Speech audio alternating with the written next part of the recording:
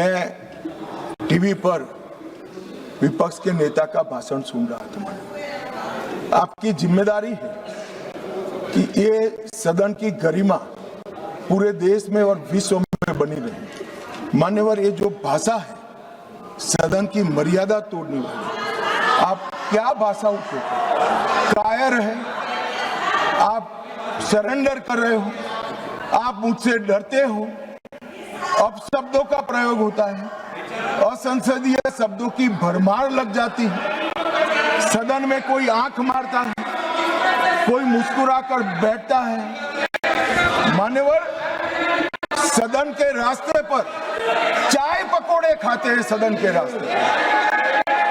किस प्रकार का विपक्ष के नेता का बिहेवियर, किस प्रकार की भाषा है, क्या वो समझते हैं कि ये भाषा को देश नहीं सुन रहा है? ये भाषा को देश सुन रहा है। आपकी और आपकी पार्टी दोनों का परिचय देश को हो रहा है। मान्यवर, संवैधानिक संस्थाओं का अपमान करते हैं, फ्लाइंग किस कर देते हैं, धक्का मुक्की करते हैं, बाहर जाकर बयानबाजी करते हैं कि सरेंडर हो गए।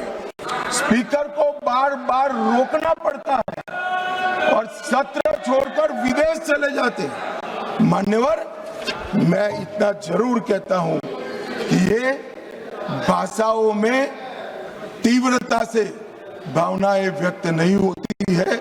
सदन में बोलने की कला आपके बहुत सारे सीनियर लोग हैं, उनसे सीख ले, और सीनियर लोग ना हो तो प्रियंका जी ही है, उनसे थोड़ा सीख ले कि सदन में कैसे बोलना चाहिए। मान्यवर, ये कहते हैं ये क्रूर बिल है, महिलाओं को आरक्षण देने वाला बिल क्रूर बिल है, उत्तर और दक्षिण के बीच में भेदभाव कर रहे हो, दक्षिण का प्रतिनिधित्व कम हो जाएगा।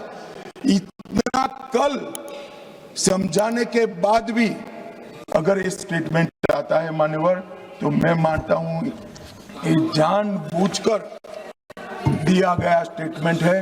मान्यवर, मैं विपक्ष के नेता राहुल गांधी जी को, पूरी कांग्रेस पार्टी को और विपक्ष के उनमें को इस देश का परिचय कराना चाहता हूं कि हजारों साल पहले राम सेतु बनाने के लिए जिस गिलहरी ने योगदान दिया था, वो गिलहरी को भी आज अवध्य माना जाता है। इस देश में इतना उपकार याद करती, और हजारों साल के बाद भी हवन में हड्डियां डालने वाली ताड़का को भी याद रखा जाए। आप महिलाओं को आरक्षण देने वाला एक पवित्र यज्ञ रूपी जो बिल है, इसमें विरोध की हड्डियां डाल रहे हैं। इस देश की